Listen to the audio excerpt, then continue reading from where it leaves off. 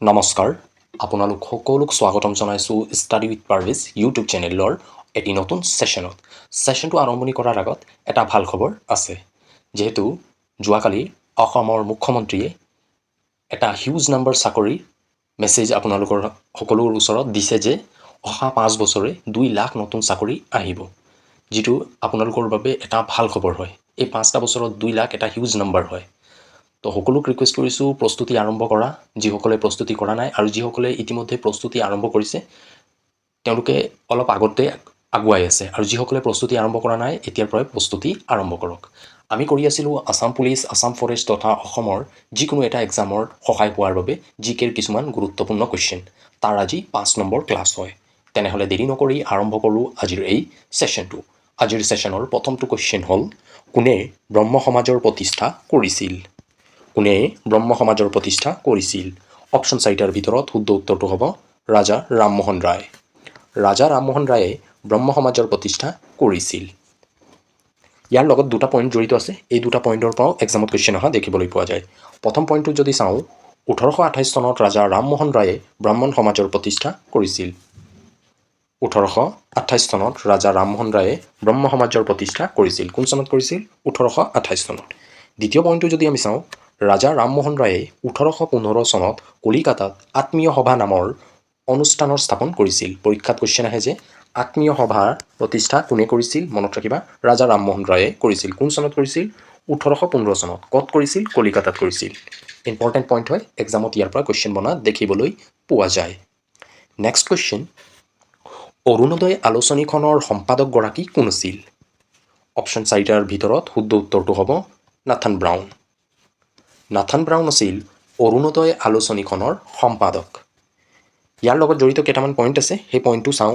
আহক এবাৰ প্ৰথম পইণ্টটো যদি আমি চাওঁ অৰুণোদয় আলোচনীখন 1846 চনত প্ৰথম প্ৰকাশ পাইছিল পৰীক্ষাত কুৱেশ্যন আহে যে কোন চনত অৰুণোদয় আলোচনীখন প্ৰথম প্ৰকাশ পাইছিল মনত ৰাখিবা 1846 চনত অৰুণোদয় আলোচনীখন প্ৰথম প্ৰকাশ পাইছিল দ্বিতীয় পইণ্টটো যদি আমি চাওঁ অৰুণোদয় আলোচনীখন প্ৰথম শিৱসাগৰৰ পৰা প্ৰকাশিত হৈছিল এক্সামত কুৱেশ্যন আহে যে অৰুণোদয় আলোচনীখন প্ৰথম ক'ৰ পৰা প্ৰকাশিত হৈছিল মনত ৰাখিবা শিৱসাগৰৰ পৰা অৰুণোদয় আলোচনীখন প্ৰথম প্ৰকাশ পাইছিল নেক্সট কুৱেশ্যন কোন চনত মোগলে প্ৰথমবাৰ অসম আক্ৰমণ কৰিছিল অপশ্যন চাৰিটাৰ ভিতৰত শুদ্ধ উত্তৰটো হ'ব 1615 চনত মোগলে প্ৰথমবাৰ অসম আক্ৰমণ কৰিছিল ইয়াৰ তিনিটা পইণ্ট আছে আৰু এই তিনিটা পইণ্টৰ পৰাও এক্সামত কুৱেশ্যন অহা দেখিবলৈ পোৱা যায় প্ৰথম পইণ্টটো যদি আমি চাওঁ আহোম স্বৰ্গদেউ প্ৰতাপসিংহৰ ৰাজত্বকালত প্ৰথমবাৰ মোগলে অসম আক্ৰমণ কৰিছিল ইয়াৰ পৰা দুটা কুৱেশ্যন আহে যে কোন চনত মোগলে প্ৰথমবাৰ অসম আক্ৰমণ কৰিছিল আমি জানিলোঁ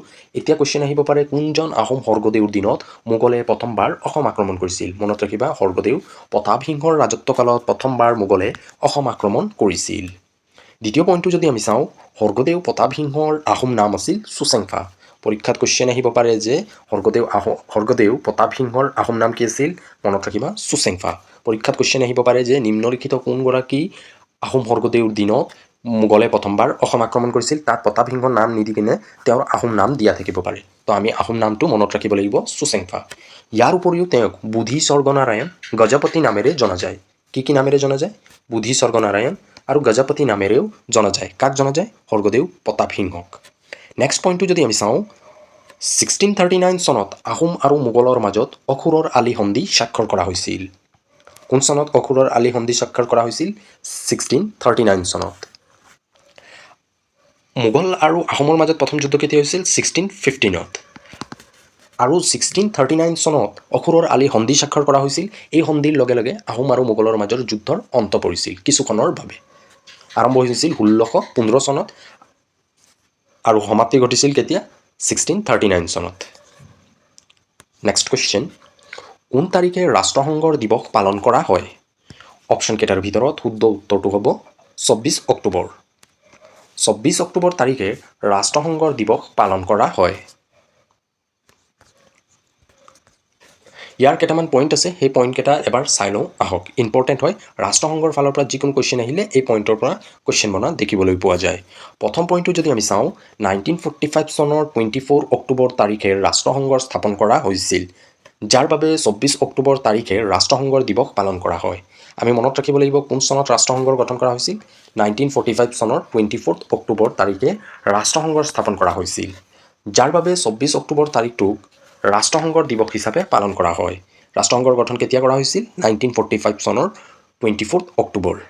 নেক্সট পইণ্টটো যদি আমি চাওঁ, 1945 চনৰ 30 অক্টোবৰ তাৰিখে ভাৰতে ৰাষ্ট্ৰসংঘত যোগদান কৰিছিল। পৰীক্ষাত কুৱেশ্যন আহিব পাৰে যে কোন চনৰ কিমান তাৰিখে ভাৰতে ৰাষ্ট্ৰসংঘত যোগদান কৰিছিল? মনত ৰাখিবা 1945 চনৰ 30 অক্টোবৰ তাৰিখে ভাৰতে ৰাষ্ট্ৰসংঘত যোগদান কৰিছিল। নেক্সট পইণ্টটো আমি যদি চাওঁ, ৰাষ্ট্ৰসংঘৰ মূল উদ্দেশ্য আছিল ৰাষ্ট্ৰসমূহৰ মাজত আন্তঃৰাষ্ট্ৰীয় সংঘাতক বাধা দিয়া আৰু আন্তঃৰাষ্ট্ৰীয় সহযোগিতা বৃদ্ধি কৰা। পৰীক্ষাত কুৱেশ্যন আহিব পাৰে যে নিম্নলিখিত কোনটো ৰাষ্ট্ৰসংঘৰ এটি প্ৰধান উদ্দেশ্য হয়? তো মনত ৰাখিবা ৰাষ্ট্ৰসংঘৰ মূল উদ্দেশ্য আছিল ৰাষ্ট্ৰসমূহৰ মাজত আন্তঃৰাষ্ট্ৰীয় সংঘাতক বাধা দিয়া আৰু আন্তঃৰাষ্ট্ৰীয় সহযোগিতা প্ৰদান কৰাটোৱে ৰাষ্ট্ৰসংঘৰ মূল উদ্দেশ্য আছিল। আৰু ৰাষ্ট্ৰসংঘৰ গঠন কৰা হৈছিল কিয়? কাৰণ দ্বিতীয় বিশ্বযুদ্ধৰ ভয়াৱহতা চাই যাতে পুনৰ এবাৰ এনেধৰণৰ ভয়াৱহতা সৃষ্টি নহয় তাৰ বাবে ৰাষ্ট্ৰসংঘৰ গঠন কৰা হৈছিল। আৰু প্ৰথম বিশ্বযুদ্ধৰ পাছত জাতিসংঘৰ গঠন কৰা হৈছিল। নেক্সট কুৱেশ্যন, কুচিপুড়ি নৃত্য কোন ৰাজ্যৰ লোকনৃত্য হয়? অপশ্যন 4টাৰ ভিতৰত শুদ্ধ উত্তৰটো হ'ব অন্ধ্ৰপ্ৰদেশ। কুচিপুড়ি নৃত্য অন্ধ্ৰপ্ৰদেশ ৰাজ্যৰ লোকনৃত্য হয়। নেক্সট কুৱেশ্যন, আৰম্ভণিত ভাৰতৰ সংবিধানত কিমানটা অনুচ্ছেদ আছিল? আৰম্ভণিত ভাৰতৰ সংবিধানত কিমানটা আৰ্টিকেল আছিল? মনত ৰাখিবা 395টা আৰ্টিকেল আছিল আৰম্ভণিত ভাৰতৰ সংবিধানত। আৰম্ভণিত আছিল 395টা আৰ্টিকেল। যদি পৰীক্ষাত কুৱেশ্যন আহে বৰ্তমান ভাৰতৰ সংবিধানত কিমানটা আৰ্টিকেল আছে? মনত ৰাখিবা 470+ আৰ্টিকেল আছে বৰ্তমান সময়ত ভাৰতৰ সংবিধানত।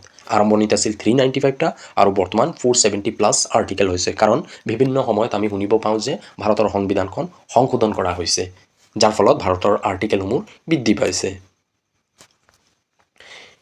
যিদৰে পৰীক্ষাত এক্সামত আহিব পাৰে যে ভাৰতৰ সংবিধানত আৰম্ভণিত কিমানটা আৰ্টিকেল আছে, বৰ্তমান কিমানটা আছে, সেইদৰে আহিব পাৰে ভাৰতৰ সংবিধানত আৰম্ভণিত কিমানটা পাৰ্ট আছিল, আৰম্ভণিত কিমানটা অনুসূচী আছিল, বৰ্তমান কিমানটা অনুসূচী, সেই বিষয়েও আমি জানিব লাগিব। প্ৰথম পইণ্টটো যদি চাওঁ, আৰম্ভণিত ভাৰতৰ সংবিধানত 22টা অধ্যায় আছিল আৰু বৰ্তমান ভাৰতৰ সংবিধানত মুঠ 25টা অধ্যায় আছে। আৰম্ভণিত ভাৰতৰ সংবিধানত কেইটা পাৰ্ট আছিল? 22টা আৰু বৰ্তমান কিমানটা আছে? 25টা। নেক্সট পইণ্টটো যদি আমি চাওঁ, ভাৰতৰ সংবিধানত আৰম্ভণিত 8টা অনুসূচী আছিল আৰু বৰ্তমান আছে 12টা।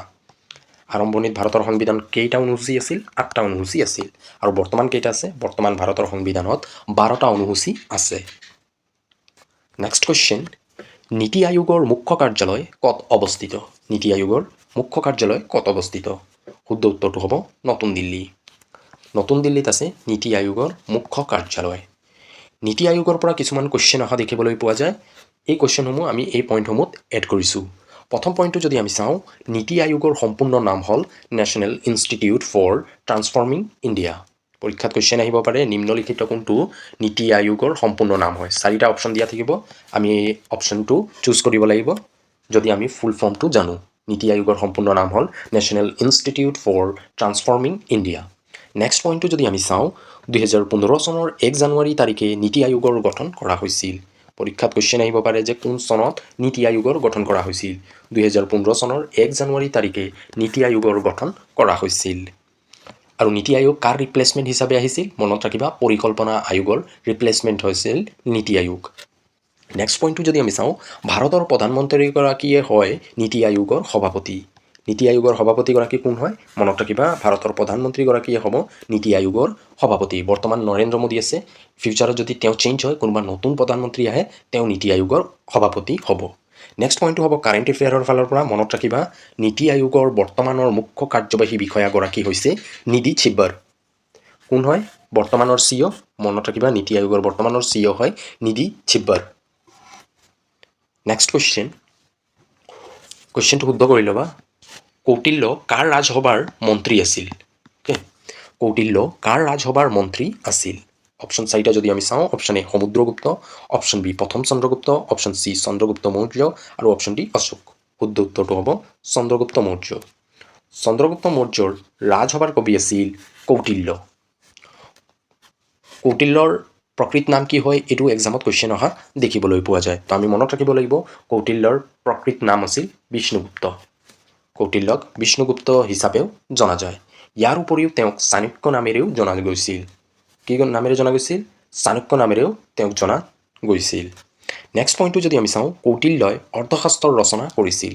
পৰীক্ষাত কুৱেশ্যন আহিব পাৰে যে অৰ্থশাস্ত্ৰৰ ৰচনা কোনে কৰিছিল? মনত ৰাখিবা, কৌটিল্যই অৰ্থশাস্ত্ৰৰ ৰচনা কৰিছিল। বহুবাৰ এক্সামত এই কুৱেশ্যন আহিছে।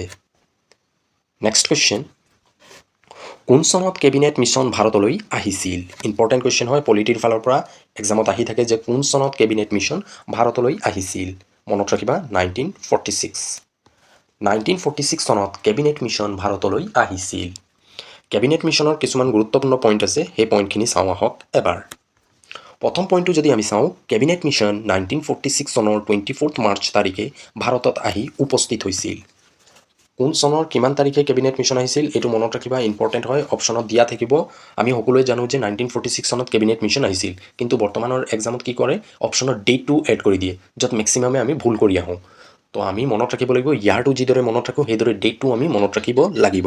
1946 চনৰ 24 মাৰ্চ তাৰিখে কেবিনেট মিছন ভাৰতত আহি উপস্থিত হৈছিল। দ্বিতীয় পইণ্টটো যদি আমি চাওঁ, কেবিনেট মিছনৰ মূল উদ্দেশ্য আছিল ভাৰতৰ বাবে এটা নতুন সংবিধান ৰচনা কৰিবলৈ এটা সংবিধান সভাৰ গঠন কৰা। তো কেবিনেট মিছনৰ উদ্দেশ্য কি আছিল? কেবিনেট মিছনৰ মূল উদ্দেশ্য আছিল ভাৰতৰ বাবে এখন নতুন সংবিধান গঠন কৰা। আৰু এনে এখন নতুন সংবিধান ৰচনা কৰিবলৈ হ'লে এখন সংবিধান সভাৰ প্ৰয়োজন হয় বুলি অনুভৱ কৰিছিল। তাৰ বাবে কেবিনেট মিছনে সংবিধান সভাৰ গঠন কৰিছিল। তো প্ৰথম আহিছিল সংবিধান এখন ৰচনা কৰাটো মূল উদ্দেশ্য, আৰু এনে সংবিধান ৰচনা কৰিবলৈ হ'লে এখন সভাৰ প্ৰয়োজন। কি কি সংবিধানত এড কৰা হ'ব, কি কি নহয়, এনে বিষয়সমূহ এই সভাৰ ভিত্তিত লোৱা হ'ব বুলি অনুভৱ কৰিছিল, যাৰ বাবে কেবিনেট মিছনে প্ৰথমবাৰৰ বাবে সংবিধান সভাৰ গঠনৰ প্ৰস্তাৱ স্থাপন কৰিছিল। নেক্সট পইণ্টটো যদি আমি চাওঁ, কেবিনেট মিছনৰ 3গৰাকী সদস্য ভাৰতত আহিছিল। মেক্সিমাম এক্সামত কুৱেশ্যন আহে যে কেবিনেট মিছনৰ কেইগৰাকী সদস্য ভাৰতলৈ আহিছিল? 3গৰাকী সদস্য আহিছিল। আৰু সেই 3গৰাকী আছিল লৰ্ড পেট্ৰিক লৰেন্স প্ৰথমগৰাকী, যিগৰাকী আছিল ভাৰতৰ সচিব লগতে মিছনৰ মুৰব্বী। পৰীক্ষাত কুৱেশ্যন আহিব পাৰে কেবিনেট মিছনৰ মুৰব্বীগৰাকী কোন আছিল? মনত ৰাখিবা লৰ্ড পেট্ৰিক লৰেন্স। দ্বিতীয়গৰাকী আছিল ছাৰ ষ্টেফাৰ্ড ক্ৰিপছ, মনত ৰাখিবা ক্ৰিপছ। আৰু তৃতীয়গৰাকী আছিল AV আলেকজেণ্ডাৰ। এই 3গৰাকী আছিল কেবিনেট মিছনৰ মন্ত্ৰী।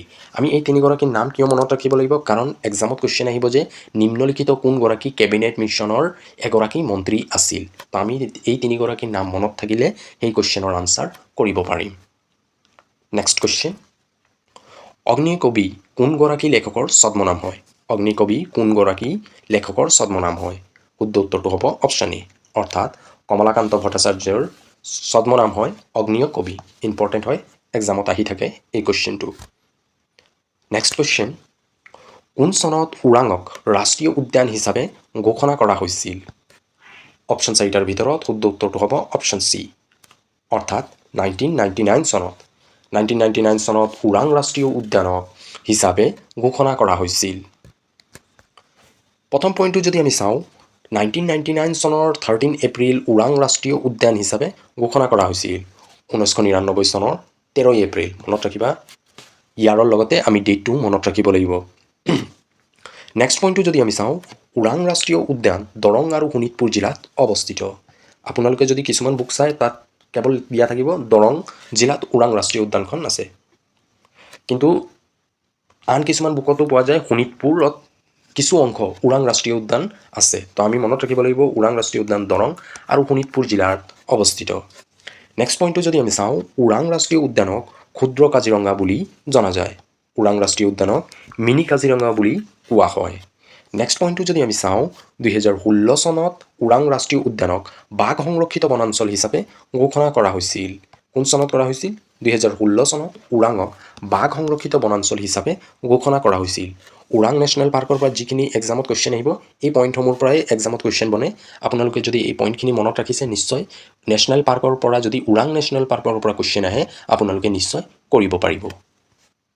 নেক্সট কুৱেশ্যন, কোনগৰাকী আহোম স্বৰ্গদেউৰ দিনত ৰংঘৰৰ পুনৰ নিৰ্মাণ কৰা হৈছিল? অপশ্যন 4টাৰ ভিতৰত শুদ্ধ উত্তৰটো হ'ব অপশ্যন বি, অৰ্থাৎ প্ৰমত্ত সিংহ। প্ৰমত্ত সিংহৰ ৰাজত্বকালত ৰংঘৰৰ পুনৰ নিৰ্মাণ কৰা হৈছিল। আপোনালোকে সকলোৱে কমেণ্ট কৰি জনাওক যে কাৰ ৰাজত্বকালত ৰংঘৰৰ নিৰ্মাণ কৰা হৈছিল।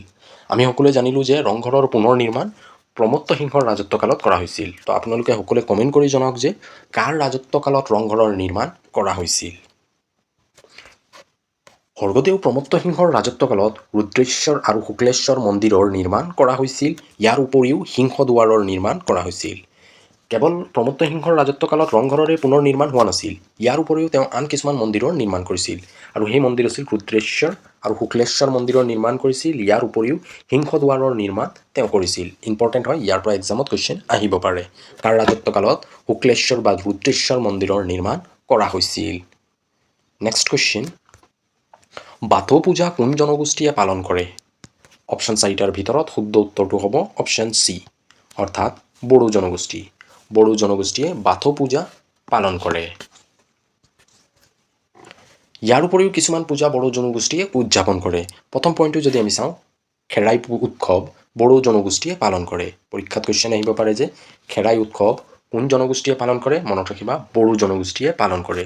দ্বিতীয় পইণ্টটো যদি আমি চাওঁ, বড়ো জনগোষ্ঠীৰ আন এটি জনপ্ৰিয় উৎসৱ হৈছে বৈশাগু উৎসৱ। মষ্ট ইম্পৰ্টেণ্ট হয়, এক্সামত বহুবাৰ এই কুৱেশ্যন আহিছে যে বৈশাগু উৎসৱ কোন জনগোষ্ঠীয়ে পালন কৰে? মনত ৰাখিবা, বড়ো জনগোষ্ঠীয়ে পালন কৰে।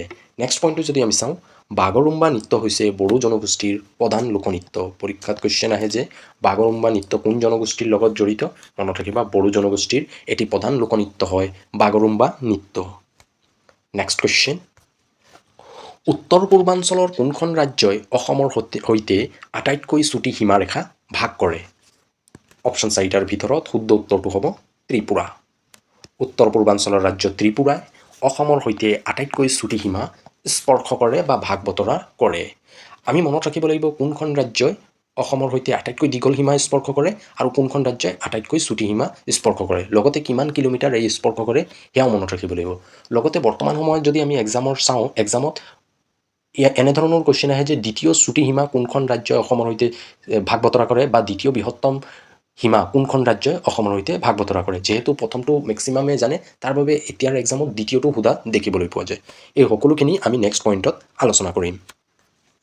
প্ৰথম পইণ্টটো যদি আমি চাওঁ, ত্ৰিপুৰাই অসমৰ সৈতে মাত্ৰ 46.3 কিলোমিটাৰ সীমা ভাগ কৰে। মনত ৰাখিবা, ত্ৰিপুৰাই কিমান কিলোমিটাৰ সীমা স্পৰ্শ কৰে?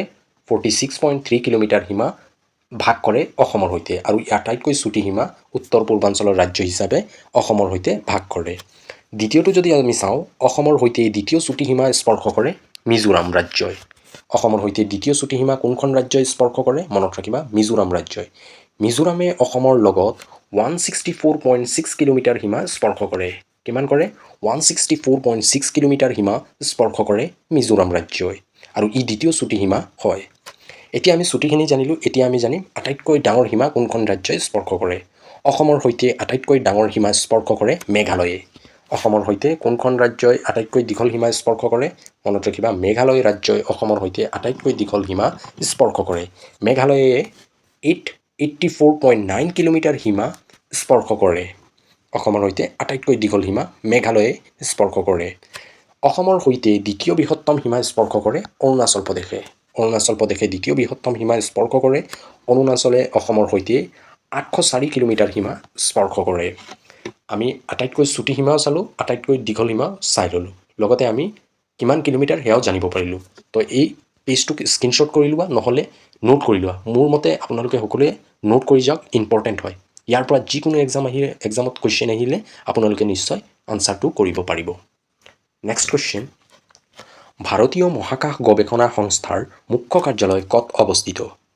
অপশ্যন কেইটাৰ ভিতৰত শুদ্ধ উত্তৰটো হ'ব অপশ্যন এ, অৰ্থাৎ বেংগালুৰু। বেংগালুৰুত অৱস্থিত ইছৰোৰ মুখ্য কাৰ্যালয়।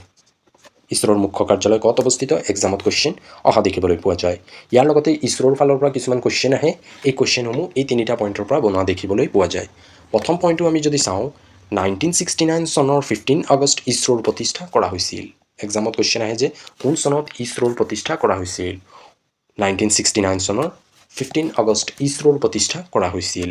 দ্বিতীয় পইণ্টটো আমি যদি চাওঁ, ইছৰোৰ প্ৰথমগৰাকী অধ্যক্ষ আছিল ডক্টৰ বিক্ৰম চাৰাভাই। পৰীক্ষাত কুৱেশ্যন আহে যে ইছৰোৰ প্ৰথমগৰাকী অধ্যক্ষ কোন আছিল? বিক্ৰম চাৰাভাই আছিল ইছৰোৰ প্ৰথমগৰাকী অধ্যক্ষ। নেক্সট পইণ্টটো আমি কাৰেণ্ট এফেয়াৰৰ ফালৰ পৰা চাম। ইছৰোৰ বৰ্তমানৰ অধ্যক্ষগৰাকী হৈছে doctor V Narayanan. Doctor V Narayanan হৈছে ইছৰোৰ বৰ্তমানৰ অধ্যক্ষ। আমি প্ৰথমটো জানিলোঁ আৰু বৰ্তমান কোন হয় সেয়াও জানিলোঁ। এক্সামত যদি কুৱেশ্যন আহে আমি নিশ্চয় কৰিব পাৰিম। নেক্সট কুৱেশ্যন, নোবেল বঁটা লাভ কৰা প্ৰথমগৰাকী ভাৰতীয় কোন আছিল? অপশ্যনকেইটাৰ ভিতৰত শুদ্ধ উত্তৰটো হ'ব অপশ্যন বি, অৰ্থাৎ ৰবীন্দ্ৰনাথ ঠাকুৰ। ৰবীন্দ্ৰনাথ ঠাকুৰ আছিল নোবেল বঁটা লাভ কৰা প্ৰথমগৰাকী ভাৰতীয়। প্ৰথম পইণ্টটো যদি আমি চাওঁ, 1913 চনত ৰবীন্দ্ৰনাথ ঠাকুৰে সাহিত্যৰ বাবে নোবেল বঁটা লাভ কৰিছিল। ইয়াৰ পৰা দুটা কুৱেশ্যন আহে যে কোন চনত ৰবীন্দ্ৰনাথ ঠাকুৰে নোবেল বঁটা লাভ কৰিছিল। মনত ৰাখিবা, 1913 চনত ৰবীন্দ্ৰনাথ ঠাকুৰে নোবেল বঁটা লাভ কৰিছিল। ইয়াৰ উপৰিও কুৱেশ্যন আহিব পাৰে ৰবীন্দ্ৰনাথ ঠাকুৰে কোনটো ক্ষেত্ৰত প্ৰথমবাৰৰ বাবে নোবেল বঁটা লাভ কৰিছিল। মনত ৰাখিবা, সাহিত্যৰ ক্ষেত্ৰত। নাইবা কুৱেশ্যন আহিব পাৰে যে ভাৰতে নোবেল বঁটা কোনটো ক্ষেত্ৰত প্ৰথম লাভ কৰিছিল। মনত ৰাখিবা, সাহিত্যৰ ক্ষেত্ৰত প্ৰথম লাভ কৰিছিল। নেক্সট পইণ্টটো যদি আমি চাওঁ, ৰবীন্দ্ৰনাথ ঠাকুৰে তেওঁৰ বিখ্যাত কাব্যগ্ৰন্থ গীতাঞ্জলিৰ বাবে এই বঁটা লাভ কৰিছিল। তো পৰীক্ষাত কুৱেশ্যন আহিব পাৰে যে কোনখন কাব্যগ্ৰন্থৰ বাবে ৰবীন্দ্ৰনাথ ঠাকুৰে নোবেল বঁটা লাভ কৰিছিল। মনত ৰাখিবা, গীতাঞ্জলি নামক কাব্যগ্ৰন্থৰ বাবে ৰবীন্দ্ৰনাথ ঠাকুৰে 1913 চনত নোবেল বঁটা লাভ কৰিছিল। নেক্সট পইণ্টটো ইম্পৰ্টেণ্ট হয়। ৰবীন্দ্ৰনাথ ঠাকুৰে কেৱল ভাৰতেৰে নহয় সমগ্ৰ এছিয়া মহাদেশৰ ভিতৰতে নোবেল বঁটা লাভ কৰা প্ৰথমগৰাকী ব্যক্তি আছিল। এই বিষয়টো আমাৰ বাবেও গৌৰৱৰ বিষয় যে প্ৰথমগৰাকী ভাৰতীয় যিগৰাকীয়ে ভাৰতৰ লগতে কেৱল ভাৰতেৰে নহয় এছিয়া মহাদেশৰ প্ৰথম আছিল যিগৰাকীয়ে নোবেল বঁটা লাভ কৰিছিল। ইম্পৰ্টেণ্ট হয়, এক্সামত ইয়াৰ পৰা কুৱেশ্যন আহে, তো এই পইণ্টখিনি আমি এড কৰি ল'লোঁ। নেক্সট কুৱেশ্যন, কোন চনত নাগালেণ্ড পূৰ্ণাংগ ৰাজ্য হিচাপে গঠন হৈছিল? কোন চনত নাগালেণ্ড পূৰ্ণাংগ ৰাজ্য হিচাপে গঠন হৈছিল? উত্তৰ হ'ব 1963। 1963 চনত নাগালেণ্ড পৃথক ৰাজ্য হিচাপে গঠন হৈছিল। আমি জানিব লাগিব উত্তৰ পূৰ্বাঞ্চলৰ কোনখন ৰাজ্যই কোন সময়ত ৰাজ্য হিচাপে গঠন হৈছিল। তো এইখিনি আমি নাজানিলে আনচাৰখিনি কৰিব নোৱাৰিম। তাৰ বাবে এই পইণ্টখিনিও আমি আনিছোঁ, আপোনালোকে নোট কৰি যাবলৈ নাপাহৰিব। প্ৰথম পইণ্টটো যদি আমি চাওঁ, মেঘালয়, মণিপুৰ, ত্ৰিপুৰা 1972 চনৰ 21 জানুৱাৰী পৃথক ৰাজ্য হিচাপে গঠন হৈছিল। তো মনত ৰাখিবা, তিনিখন উত্তৰ পূৰ্বাঞ্চলৰ ৰাজ্য মেঘালয়, মণিপুৰ, ত্ৰিপুৰা।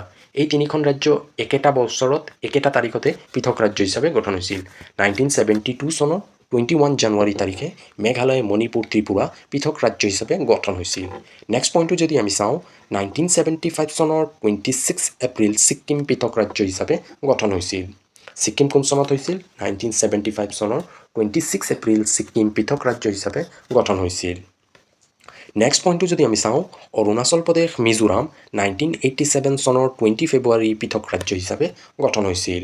অৰুণাচল আৰু মিজোৰাম এই দুখন ৰাজ্য উত্তৰ পূৰ্বাঞ্চলৰ 1987 চনৰ 20 ফেব্ৰুৱাৰী পৃথক ৰাজ্য হিচাপে গঠন হৈছিল। যদি পৰীক্ষাত কুৱেশ্যন আহে উত্তৰ পূৰ্বাঞ্চলৰ কোনখন ৰাজ্য কোন চনত পৃথক ৰাজ্য হিচাপে গঠন হৈছিল, নিশ্চয় আপোনালোকে 1 নম্বৰটো পাবলৈ সক্ষম হ'ব যদি এই পইণ্টখিনি নোট কৰি যায়। নেক্সট কুৱেশ্যন, ভাৰত আৰু পাশ্চাত্যৰ মাজত সাগৰীয় পথ আৱিষ্কাৰ কৰা প্ৰথম পৰ্তুগীজ নাবিকজন কোন? ভাৰত আৰু পাশ্চাত্যৰ মাজত সাগৰীয় পথ আৱিষ্কাৰ কৰা প্ৰথমগৰাকী পৰ্তুগীজ নাবিকজন কোন? উত্তৰ হ'ব Vasco da Gama. Vasco da Gama আছিল প্ৰথমগৰাকী পৰ্তুগীজ নাবিক যিজনে জলপথেৰে ভাৰতৰ আৱিষ্কাৰ কৰিছিল। প্ৰথম পইণ্টটো যদি আমি চাওঁ, 1498 চনত ভাস্কো ডা গামাই এই সাগৰীয় পথ আৱিষ্কাৰ কৰিছিল। কোন চনত কৰিছিল? এক্সামত কুৱেশ্যন আহে যে, মনত ৰাখিবা 1498 চনত ভাস্কো ডা গামাই এই সাগৰীয় পথৰ আৱিষ্কাৰ কৰিছিল। নেক্সট পইণ্টটো আমি যদি চাওঁ, ভাস্কো ডা গামাই পোন প্ৰথমবাৰৰ দক্ষিণ ভাৰতৰ কালিকট বন্দৰত উপস্থিত হৈছিল। ভাস্কো ডা গামা পোন প্ৰথমবাৰে ক'ত আহিছিল? দক্ষিণ ভাৰতৰ কালিকট বন্দৰত আহি উপস্থিত হৈছিল। ইম্পৰ্টেণ্ট হয়, মনত ৰাখিবা কালিকট বন্দৰ। কোন বন্দৰত আহি উপস্থিত হৈছিল? কালিকট বন্দৰত আহি উপস্থিত হৈছিল পোনপ্ৰথমবাৰৰ বাবে Vasco da Gama. Next question, অসমৰ কোনখন অভয়াৰণ্য সোণালী বান্দৰৰ বাবে বিখ্যাত? অসমৰ কোনখন অভয়াৰণ্য গল্ডেন লাংগুৰৰ বাবে বিখ্যাত হয়? এক্সামত আহি থাকে এই কুৱেশ্যন। শুদ্ধ উত্তৰটো হ'ব চক্ৰশিলা অভয়াৰণ্য। চক্ৰশিলা অভয়াৰণ্য সোণালী বান্দৰৰ বাবে বিখ্যাত হয়। পৰীক্ষাত কুৱেশ্যন আহিব পাৰে যে চক্ৰশিলা অভয়াৰণ্য অসমৰ কোনখন ঠাইত অৱস্থিত? মনত ৰাখিবা, ধুবুৰী আৰু কোকৰাঝাৰ জিলাত অৱস্থিত চক্ৰশিলা অভয়াৰণ্য। নেক্সট কুৱেশ্যন, ভাৰতৰ সংবিধানৰ কোনটো অনুচ্ছেদত ৰাষ্ট্ৰপতিৰ মহা অভিযোগৰ বিষয়ে আলোচনা কৰা হৈছে? কোনটো আৰ্টিকেলত ৰাষ্ট্ৰপতিৰ মহা অভিযোগৰ বিষয়ে আলোচনা কৰা হৈছে? অপশ্যন 4টাৰ ভিতৰত শুদ্ধ উত্তৰটো হ'ব অপশ্যন ডি, অৰ্থাৎ আৰ্টিকেল 61। আৰ্টিকেল 61ত ৰাষ্ট্ৰপতিৰ মহা অভিযোগৰ বিষয়ে আলোচনা কৰা হৈছে। ভাৰতৰ ৰাষ্ট্ৰপতিৰ লগত জড়িত আৰ্টিকেলসমূহ আমি মনত ৰাখিব লাগিব, কাৰণ ইয়াৰ পৰা এক্সামত কুৱেশ্যন আহে। আটাইকেইটা আৰ্টিকেল মনত ৰখাটো জৰুৰী নহয়, কিন্তু কিছুমান আৰ্টিকেল খুবেই জৰুৰী হয় এক্সামৰ বাবে, আৰু এনে আৰ্টিকেলসমূহ আমি এই ছেশ্যনত আনিছোঁ। এবাৰ চাই লওঁ আহক। প্ৰথমটো যদি চাওঁ, আৰ্টিকেল 52 ভাৰতৰ ৰাষ্ট্ৰপতিৰ পদৰ বিষয়ে আলোচনা কৰা হৈছে। এক্সামত কুৱেশ্যন আহিব পাৰে যে কোন আৰ্টিকেলত ভাৰতৰ ৰাষ্ট্ৰপতিৰ বিষয়ে আলোচনা কৰা হৈছে। মনত ৰাখিবা, আৰ্টিকেল 52ত ভাৰতৰ ৰাষ্ট্ৰপতিৰ বিষয়ে আলোচনা কৰা হৈছে। নেক্সট আৰ্টিকেলটো যদি চাওঁ, আৰ্টিকেল 54 ৰাষ্ট্ৰপতিৰ নিৰ্বাচন পদ্ধতি, অৰ্থাৎ ভাৰতৰ ৰাষ্ট্ৰপতিক কেনেকৈ নিৰ্বাচন কৰা হ'ব, কোনে কোনে পৰোক্ষ পদ্ধতিৰ ভিত্তিত ভোট দিব পাৰিব, সেই বিষয়ে আৰ্টিকেল 54ত আলোচনা কৰা হৈছে। এক্সামত কুৱেশ্যন আহিব পাৰে যে কোনটো আৰ্টিকেলত বা কোনটো অনুচ্ছেদত ভাৰতৰ ৰাষ্ট্ৰপতিৰ নিৰ্বাচনৰ বিষয়ে আলোচনা কৰা হৈছে। মনত ৰাখিবা, আৰ্টিকেল 54ত ভাৰতৰ ৰাষ্ট্ৰপতিৰ নিৰ্বাচনৰ বিষয়ে আলোচনা কৰা হৈছে, আৰু ভাৰতৰ ৰাষ্ট্ৰপতিক পৰোক্ষ পদ্ধতিৰ ভিত্তিত নিৰ্বাচন কৰা হয়। এই পইণ্টটো মনত ৰাখিবা, খুবেই জৰুৰী হয়।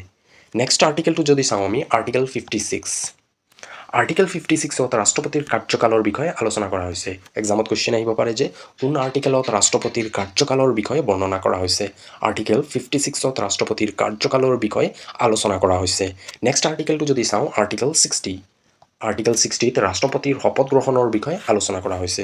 আগৰ ক্লাছসমূহত কৰি আহিছোঁ যে ৰাষ্ট্ৰপতিক শপত বাক্য কোনে পাঠ কৰোৱায়, এই ক্লাছত আৰু পুনৰ ৰিপিট নকৰোঁ। এতিয়া আমি জানিম যে আৰ্টিকেল 60ত ৰাষ্ট্ৰপতিৰ শপত গ্ৰহণৰ বিষয়ে আলোচনা কৰা হৈছে। আৰ্টিকেল 61ত কি কৰা হৈছে, ৰাষ্ট্ৰপতিৰ মহা অভিযোগ। আমি চিৰিয়েলকৈ আৰ্টিকেলখিনি জানিলোঁ। নেক্সট আৰ্টিকেলটো যদি চাওঁ, আৰ্টিকেল 72 ইম্পৰ্টেণ্ট আৰ্টিকেল হয়। ইয়াত কোৱা হৈছে ৰাষ্ট্ৰপতিৰ ক্ষমা কৰাৰ বিশেষ ক্ষমতা, অৰ্থাৎ আৰ্টিকেল 72ত ৰাষ্ট্ৰপতিৰ ক্ষমা কৰাৰ অধিকাৰ প্ৰদান কৰা হৈছে। যেতিয়া কোনো এজন দোষীক ভাৰতৰ সৰ্বোচ্চ ন্যায়ালয়ে শাস্তি দিয়ে, তেনে ক্ষেত্ৰত দোষীৰ হাতত এটা বিশেষ অধিকাৰ থাকে, তেওঁ ভাৰতৰ ৰাষ্ট্ৰপতিৰ ওচৰত ক্ষমা বিচাৰিব পাৰে, আৰু ৰাষ্ট্ৰপতিয়ে বিবেচনা কৰি তেওঁক ক্ষমাদান কৰিব পাৰে। সেয়াই আৰ্টিকেল 72ত আলোচনা কৰা হৈছে। তো বন্ধুসকল, আজিৰ ছেশ্যনত কেইটামান গুৰুত্বপূৰ্ণ কুৱেশ্যন কৰিলোঁ। আমি কেৱল MCQৱে আলোচনা নাই কৰা, লগত সেই কুৱেশ্যনৰ লগত জড়িত কিছুমান পইণ্টসমূহ আলোচনা কৰিছোঁ, যি পইণ্টসমূহৰ পৰা ডাইৰেক্ট এক্সামত কুৱেশ্যন বনোৱা দেখিবলৈ পোৱা যায়। আৰু জিকেখন এখন মহাসাগৰৰ দৰে হয়, ক'ৰ পৰা এক্সামত কুৱেশ্যন আহিব আমি ক'ব নোৱাৰোঁ। যেতিয়া আমি কোনো এটা কুৱেশ্যন কৰিম, তাৰ লগত জড়িত বিষয়সমূহ আলোচনা কৰি যাম। যদি সেই পইণ্টৰ পৰাও এক্সামত কুৱেশ্যন আহে, আমি নিশ্চয় কৰিব পাৰিম, কাৰণ এটা প্ৰতিযোগিতামূলক পৰীক্ষাত 1 মাৰ্কৰ ইম্পৰ্টেণ্ট আছে, আৰু এয়া আপোনালোক সকলোৱে জানে। আজিৰ ছেশ্যনটো কৰি যদি ভাল পায়, ছেশ্যনটো লাইক কৰাৰ লগে লগে ছেশ্যনটো নিজৰ বন্ধু বান্ধৱীসকলৰ মাজত শ্বেয়াৰ কৰিবলৈ নাপাহৰিব। যিসকল আপোনালোকৰ বন্ধু বান্ধৱীয়ে আগন্তুক দিনত আছাম পুলিচ, আছাম ফৰেষ্টৰ পৰীক্ষাৰ প্ৰস্তুতি চলাইছে, তেওঁলোকৰ মাজত আমাৰ এই ছেশ্যনটোক শ্বেয়াৰ কৰি দিয়ক। যদি ছেশ্যনটো চাই অনুভৱ কৰে যে অলপ হ'লেও আমাৰ পৰীক্ষাৰ বাবে সহায় হৈছে, তো আমাৰ চেনেলটোক ছাবস্ক্ৰাইব কৰি থ'বলৈ নাপাহৰিব। আৰু যিসকলে প্ৰস্তুতি নাই কৰা, চিৰিয়াছলি সকলোক ৰিকুৱেষ্ট কৰিছোঁ, প্ৰস্তুতি কৰা। হাতত আছে 5টা বছৰ, 5টা বছৰত 2 লাখ চাকৰি আহিবলগীয়া আছে। আমাক 2 লাখ চাকৰিৰ প্ৰয়োজন নাই, আমাক কেৱল এটা ছিট লাগে। আৰু সেই এটা ছিট কেনেকৈ আমি নিজৰ কৰিব পাৰি, তাৰ বাবে আমি খুবেই কষ্ট কৰিব লাগিব। আৰু সেই এটা ছিটে কিমান ইম্পৰ্টেণ্ট হয় আমি সকলোৱে জানো। এটা মই অনুভৱ কৰোঁ যে আপোনালোকে যেতিয়া ADR হওক বা আছাম পুলিচৰ ৰিজাল্ট আহিছিলে, ৰিজাল্ট যেতিয়া ওচৰ চুবুৰীয়াই যেতিয়া কোৱালিফাই কৰিছিলে, আৰু কোৱালিফায়াৰ যেতিয়া ৰিজাল্ট শুনি আপোনালোকে যেনেকৈ পঢ়িছিলে, এতিয়াও এনেকৈ পঢ়াটো আৰম্ভ কৰক। আমি সেই 1 উইক বহুতেই কষ্ট কৰোঁ, কাৰণ ঘৰৰ ওচৰৰ কোনোবাই চাকৰি পাইছে, আমি নাই পোৱা, ঘৰৰ পৰা প্ৰেছাৰ থাকে, তো আমি খুব কষ্ট কৰোঁ। তাৰ পাছত কি হয়, লাহে লাহে আমি শ্ল' হৈ যাওঁ। কিন্তু এতিয়াৰ পৰা যদি আপোনালোকে তেনেধৰণৰে কষ্ট কৰে, নিশ্চয় সফলতা অৰ্জন কৰিব। তো প্ৰস্তুতি আৰম্ভ কৰা, আৰু ময়ো সহায় কৰি যাম। আৰু আটাইতকৈ ইম্পৰ্টেণ্ট হয় ছেল্ফ ষ্টাডি। আপোনালোকে যদি ছেল্ফ ষ্টাডি নকৰে আৰু ইউটিউবৰ ক্লাছ চাই, ইম্পৰ্টেণ্ট নহয়। ছেল্ফ ষ্টাডিটো ইম্পৰ্টেণ্ট হয়। আজি যিখিনি পঢ়িলোঁ, তাৰ বিষয়ে অলপ গৈ আলোচনা কৰা। কোনটো টপিকৰ পৰা কি কুৱেশ্যন আহিছে, কেনেধৰণৰ কুৱেশ্যন আহিছে, এনেধৰণৰ টপিকসমূহ চাই আলোচনা কৰা। আজিৰ ছেশ্যনত ইমানেই আছিল। পুনৰ লগ পাম আমি আমাৰ এটি নতুন ছেশ্যনত। আজিলৈ ইমানেই। Thank U.